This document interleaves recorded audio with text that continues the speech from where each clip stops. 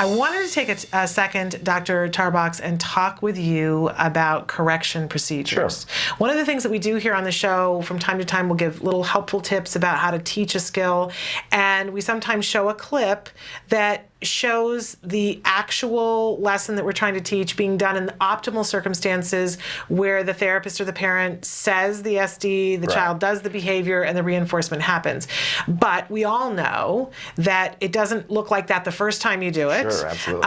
And maybe it doesn't look like that the 100th time you do it because we're teaching a child. And so things will happen in between. And you guys refer to it as correction procedures. Is this correct? Correction procedure is the consequence that you give for an incorrect response when you're trying to teach something. Okay. So the basic and remember, the word consequence in behavioralese doesn't mean bad or good. It just means the thing that happens after the response. Right. So the child does something, and whatever you do immediately afterwards is the consequence. Right. So here we're not talking about negative consequences. We're talking about helpful consequences. Exactly. So here's the basic rationale behind a correction procedure. If you're trying to do something and you can't do it, or you're having a tough time with it, what do you want? You want someone to help, right? You want someone to give you information on how the heck to do it, right? Right. So that's all a correction procedure is. It's the child makes an error, and it's a way to help the child figure out how to do it right next time. So it's a way to make it easier. It's a little bit of extra help or assistance. There's a couple different ways to do it. But generally speaking, you provide some kind of prompt, and the prompt is the part that helps the kid make the correct response, right? Okay. Now, what you do before that prompt depends. There's a few different variations. Most people in ABA have a strongly held opinion about what you're supposed to do for a correction procedure. Okay. There's a couple different procedures. Both procedures work great, but what you need to do is figure out which one is best for your individual child. Okay. And it's not going to be the same across all kids. And it's not even going to be the same across all different times. Like if you're working with your kid for a couple years, you might find one works better at some point, and you might transition to a different one later.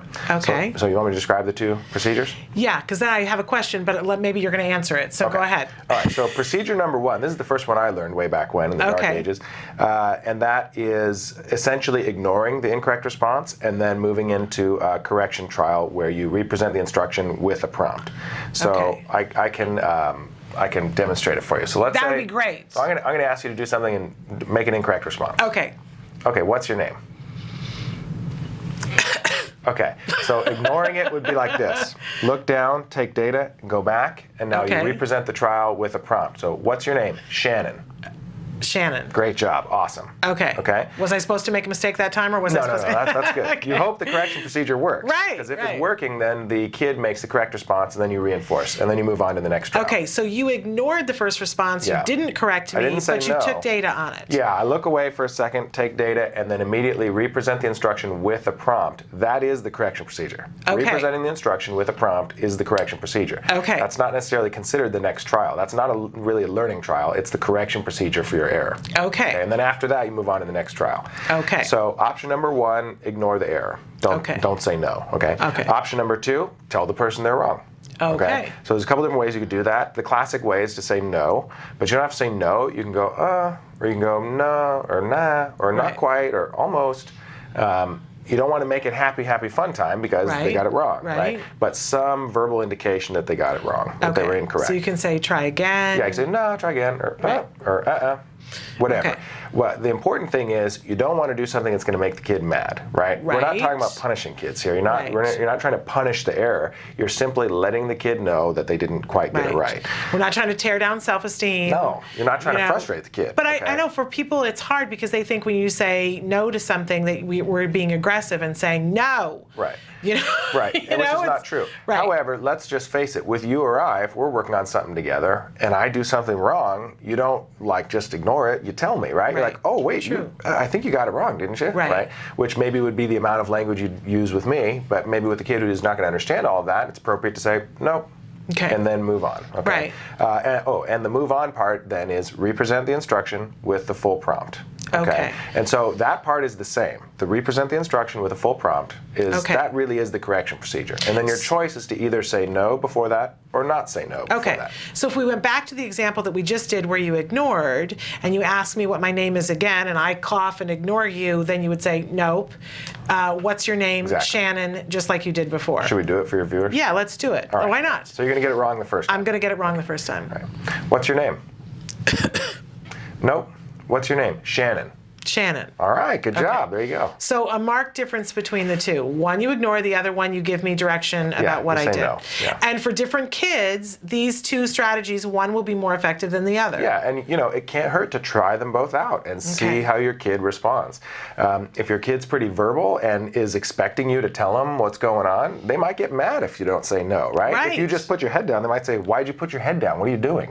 Was I right? Was I wrong? What's going on?" So for kids like that, obviously you probably want to let them, "Oh, no, not quite. Try again," and then represent. Okay.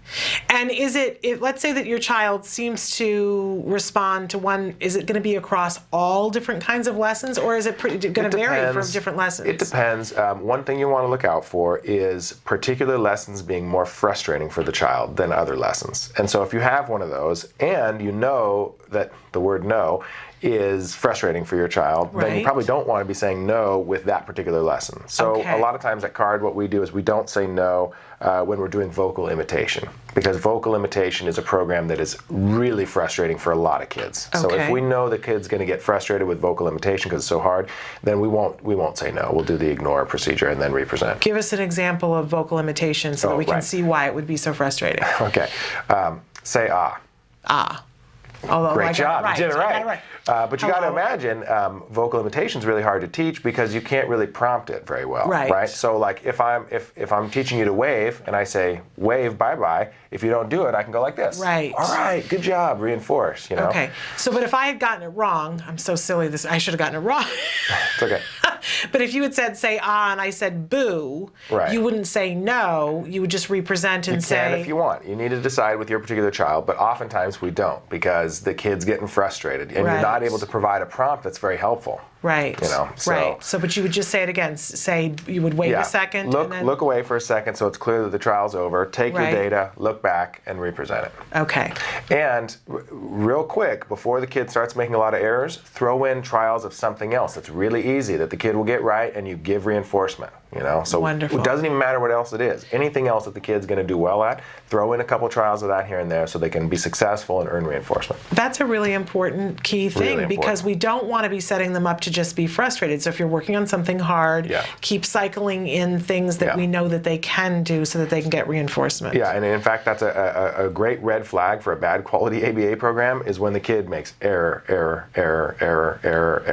Okay. That's not what good quality teaching looks like. They should not be making tons and tons of errors in a row. You need to throw in stuff that's easy so they can be successful. Okay, because we are always working to set them up for success. That's the goal. And learning's supposed to be fun. It's not supposed to be drill sergeant type stuff. We want to have a good time, right? I mean, as much as possible. We need to make a billboard of that because I think people forget that. Learning is supposed to be fun. Yeah. It's supposed to be fun. I mean, really honestly, ABA, it sounds cheesy and not very many ABA people say this, but ABA really is about instilling a love for learning in the kids. So if you're not doing that, you need to think about using more reinforcement. Why don't we say that more often? Why aren't we saying that more often? Because that is so soothing to me. Yeah, it's this idea. ABA folks are like pretty hardcore scientists, and so we're trained to always just think scientifically so much. So as the parents, we need to be saying it. Well, and ABA folks need to be saying that to parents, right? And that's just a misstep on our part. Why don't we do that? I don't know. That's stupid. Because you're busy helping our kids. That's why. Okay, fine. That's why. But at the same time, it couldn't hurt us to be a little more touchy-feely, a little more parent-friendly. What's that going to hurt? Well,